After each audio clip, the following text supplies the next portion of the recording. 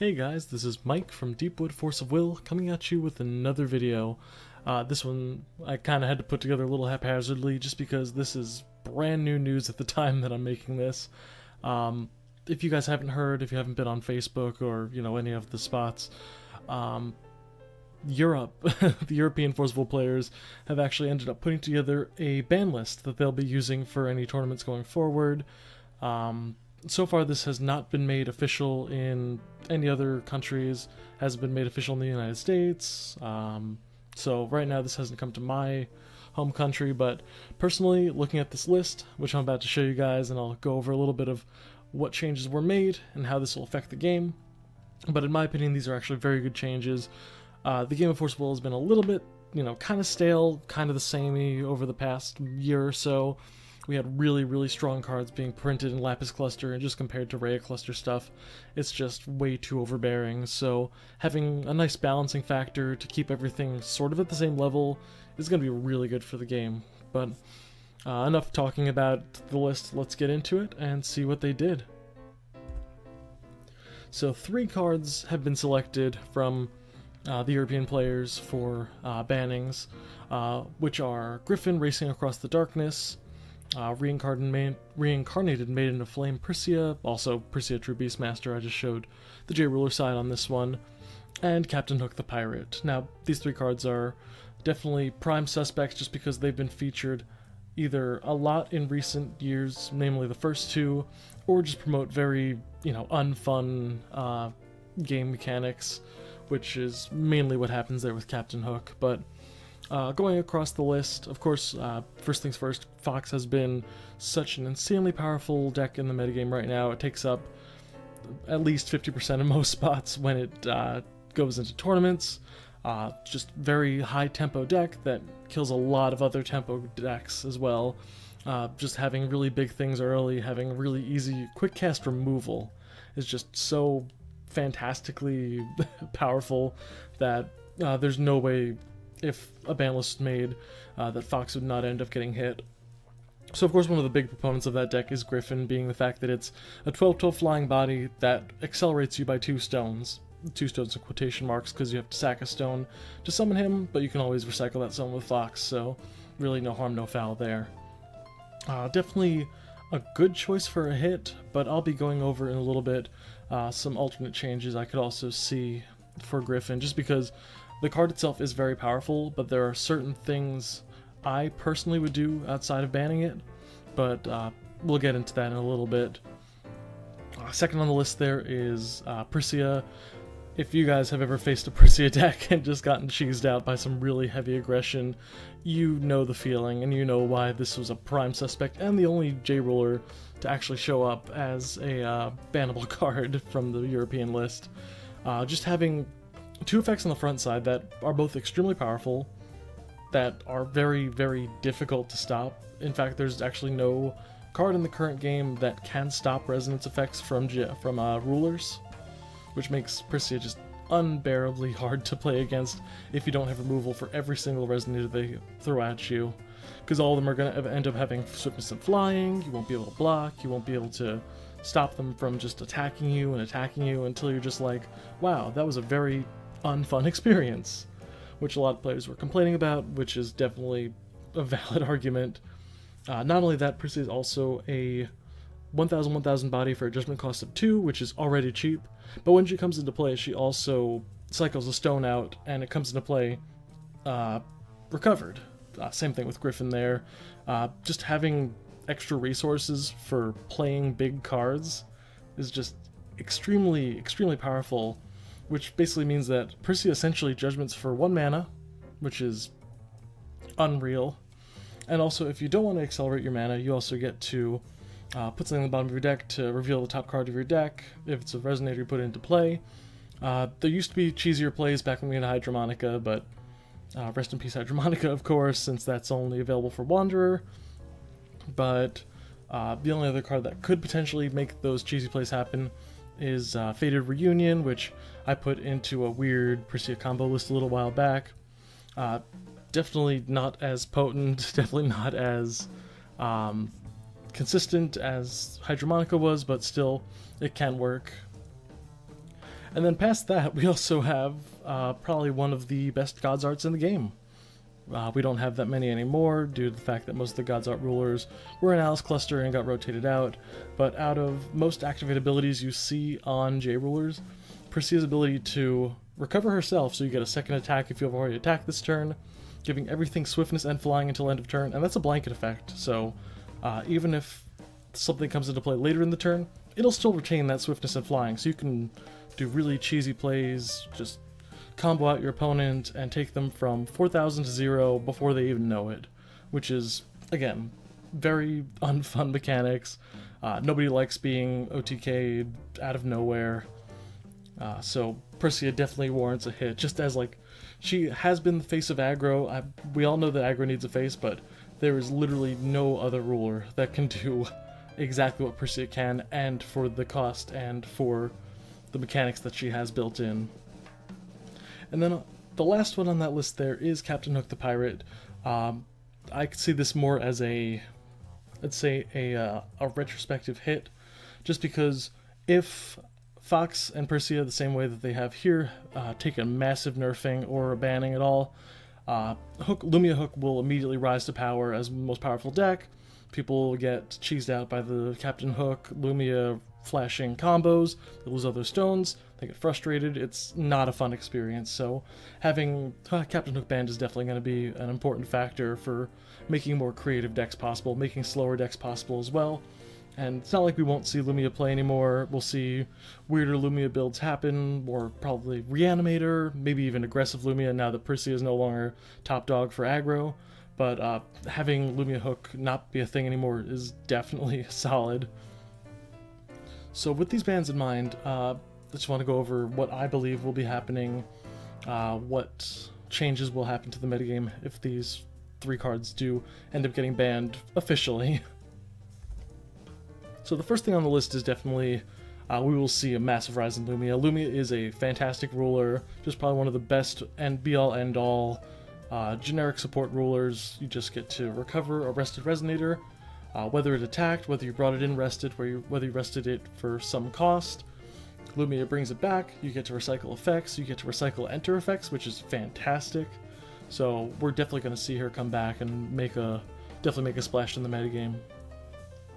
Second on the list there, Abdul Al-Hazred has definitely been, kind of solidified itself as probably one of the best single Resonators in the whole game. Premium stats, a very, very powerful effect, probably one of the cornerstone staples of black control decks. But what I definitely will see happen is that since Abdul was so heavily played against both Fox and Lumia Hook decks, and the fact that it was kind of the be-all end-all to stop those decks, since those decks will definitely come out, we might see it played against some Lumia Reanimator, but other than that, Abdul's purpose in the game has definitely shrunk a little bit, so I see that he might be starting to come out of main decks. I definitely would expect to see him in the side deck, so make sure you're always siding for Abdul in case your opponent is playing a black deck, but I would definitely say that you will see less of him going forward. Next up on the list there is Ally of the Black Moon, also Mikage Seijiro. Having a control ruler that just deals damage, having 12 spaces in your deck that you can use for destroying damaged Resonators, be it Demon Flame, Lethal Arrow, or Rush Mataro, and just having the ability to play a slower game plan the way that Mikage likes to do, and being able to get to the late game to where you can actually flip over and use those blood counters that you've been massing up for the game is definitely going to be really, really solid going forward, just because, again, aggro lost a lot of steam with Persea, Fox lost all of its tempo with Griffin, it still has Amit to nuke Resonators and regain life, but honestly, Mikage can easily deal with bigger Resonators, it can easily deal with Fox without Griffin's acceleration, so I definitely see Mikage decks becoming really, really potent going forward.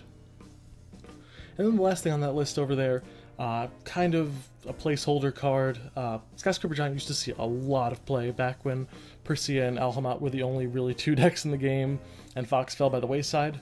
Once Fox came back, once Amit came back into the fray, having a 7-mana 17/17 Amit target was absolutely terrible, and Skyscraper Giant fell off the map.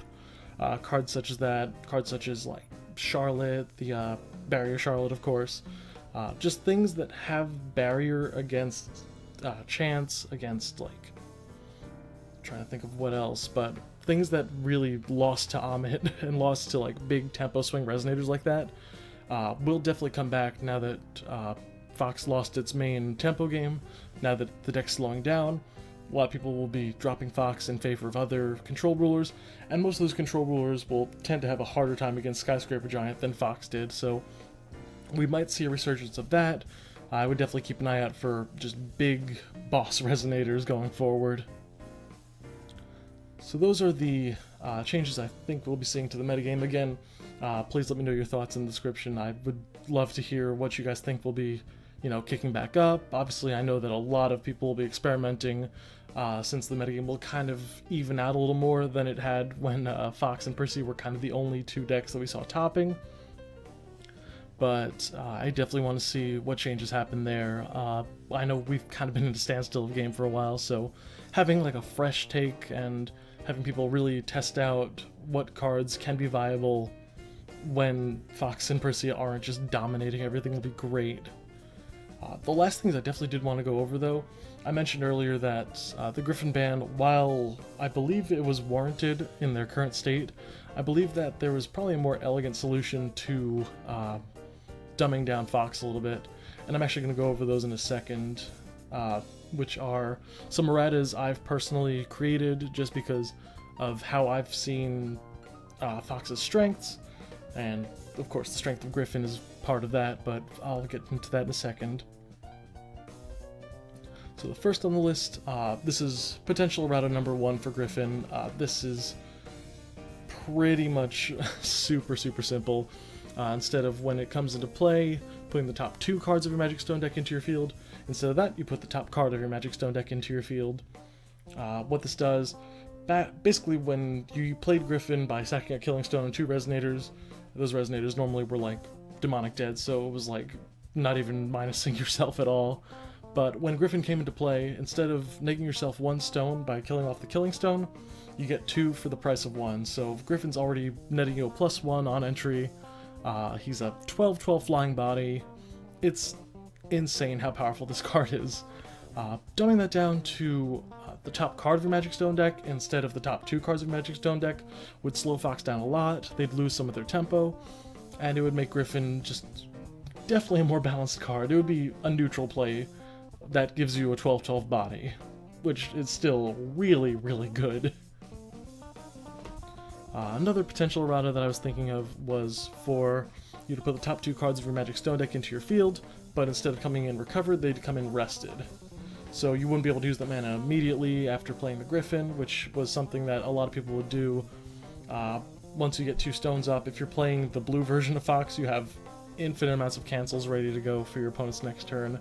The deck's just so phenomenally good at stopping your opponent from playing after hitting a Griffin onto the field, and just having this mechanic where it comes into the field rested obviously would still grant you a lot of tempo going forward through the game, but it would be more of like a down payment on going forward with the Fox deck rather than just immediate value as soon as Griffin hits the board. So those are definitely a couple of options here. Another option I was thinking of after both of these was putting them together and just having Griffin put the top 1 card of your Magic Stone deck into your field rested. Obviously that's probably one of the biggest neuters I could give to Griffin, but both of these options are something that I think could have been done rather than just outright banning the card. But other than Griffin, the other option I was thinking of was potentially hitting Fox somehow. The first of which I believe, of course, the first things first, if Fox did not say this card cannot be destroyed, we might see J-Ruler hate, Blazergill Rabison main decks, but again, with Black Moonbeam not in the game anymore, taking off this card cannot be destroyed is just kind of a moot point. The first errata I do want to go over, though, that I've come up with was that instead of, if you search your deck, shuffle it, play this ability only once per turn that we currently have on Fox, my errata here was play this ability only once per turn during your turn.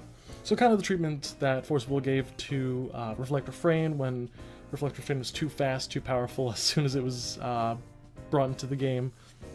Having the Nine-Tailed Fox only able to put a Chimera onto the board during your turn means that it's a tempo play that's moving you forward, but it's not like a reactionary play either, so you can't just like, as soon as your opponent plays something, you're just like, alright, I'll just nine-tailed fox, boop, it, eat it, kill you.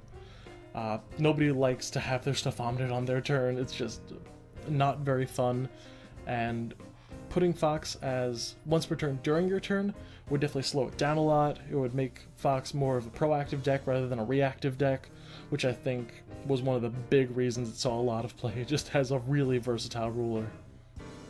So that's definitely one hit. The other one, which was a little weirder, but I think might be a cool direction to take, is to have its effect to banish a Wind Resonator, a Darkness Resonator, and a Killing Stone in order to send out a Chimera. Instead of just having that as an activate effect, I think, in my opinion, having it rest would be an insanely good hit to Fox. What that would do basically going forward is that, first of all, if Fox didn't have Swiftness, I know that none of you are playing Sprinting Flame Horse in your Fox deck to let it use its ability on your turn, but it would mean that Fox would have to wait a turn in order to get the Chimera out, in order to sack off the stuff, so your opponent would actually have time to react during your turn, remove the Resonators from the board, so that you can't just immediately at the start of your next turn tap, banish them, make a Chimera, gain momentum again. The only other thing this would do, it would also put like a pseudo use this only once per turn during your opponent's turn, but it would also restrict you to during like a block of turns. If it's your turn then your opponent's turn, you can't use the ability on both of those turns, which definitely is something that would limit Fox, but you would still have the same potency and tempo potential that it used to. Again, there are pretty much no ways to recover a J-Ruler in the current game right now, so having that rest ability means that it would basically be once per turn during your turn, or once per turn during your opponent's turn restriction. The other thing that it would definitely do would be to slow down your recycling of your Killing Stones. Since the way that Fox is designed currently, it's meant to just sack stuff off, sack off your Killing Stone, start of your turn, hey, put a Killing Stone back in, don't worry about it. With this, the Fox player would have to focus on not only finding the time to rest Fox in order to get the Chimera out, but also finding the correct time to rest Fox in order to get the Killing Stone back. So it puts a lot of pressure on the Fox player, but with a good Fox player and with a Fox player that can like really figure out the correct timings and the correct options to use, it would be an extremely rewarding deck, but a very, very difficult to play deck. So those were definitely a couple of options that I thought of, the last of which was probably like banish a Killing Stone instead, we'll remove a Killing Stone from the game, but that's just completely counterintuitive to Fox, so that's not even worth mentioning. But yeah, those are my opinions on what could happen to Fox, what could happen to Griffin, but again, these are all my own personal opinions, my own speculations. If this ban list goes through, I will be more than happy to see Griffin go away if it's not eroded. But aside from that, without anything else to say, thank you for watching, I appreciate it. Again, rest in peace to these 3 cards on the European ban list. Hopefully these do come to the US, hopefully they come to the rest of the world as well, and even if they don't, I do highly recommend you put these rules into effect at your local tournaments. Again, this just makes the game a little bit more, I'd say, interactive and fun, especially for players trying to get into it. Having a ban list for 3 very unfun mechanics will definitely be a really solid way to bring people into your game, bring people into your card shop and have them give it a whirl so that they're not just getting blasted by Persia and out-tempoed by Fox. So with that being said, give it a whirl, hopefully we see this happen soon, and I'll catch you guys next time. Peace.